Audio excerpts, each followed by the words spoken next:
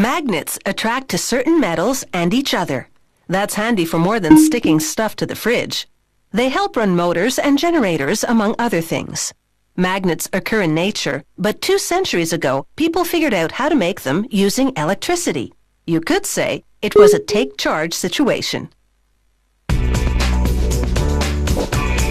You can't see or feel the force causing this globe to levitate, but it's not magic, it's magnetic. To make magnets, they must first create a sand mold of the magnet shapes. They load this pattern of 4 magnet shapes into a machine that fills it with sand.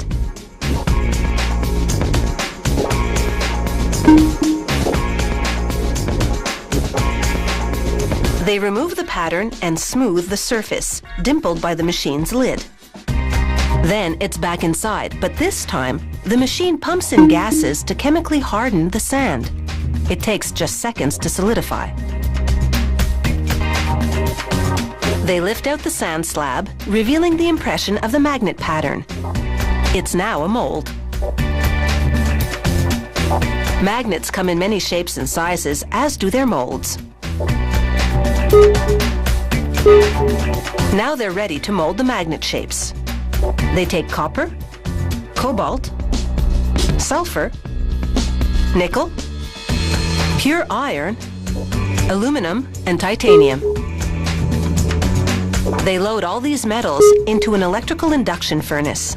It generates a pulsating electromagnetic field that heats to more than 1600 degrees Celsius, melting everything into a molten soup.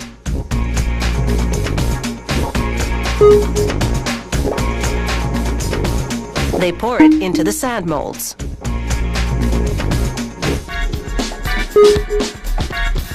The molds burst into flames because the gases that harden the sand are highly flammable. They slide the blazing molds to another part of the foundry and knock them to the floor. Then they bust them open with a sledgehammer to get air inside so they cool down and the gases burn off.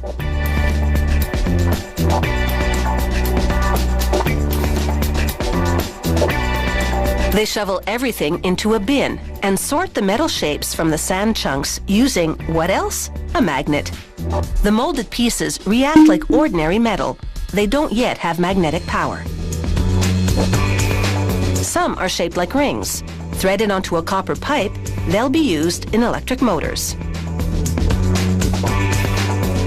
They place the ring-covered pipe in a much larger tube. Then they center it by packing silica sand tightly around it. The sand will hold the rings in position during the next step.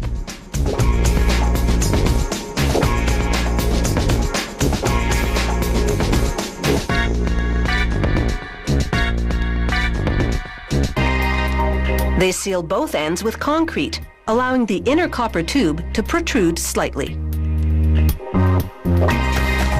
Then it's into another electrical furnace. It heats the tube full of magnet shapes until it's red hot. This primes them to accept an electromagnetic field, which will be delivered by this metal rod. They slide it down the center of the copper pipe and clamp it in place.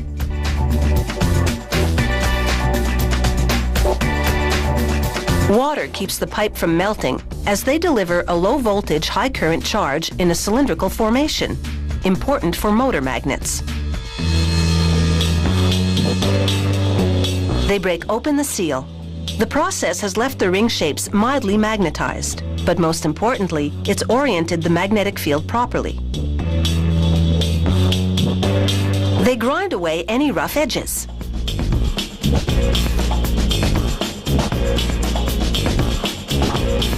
At this point, all magnets are pretty useless.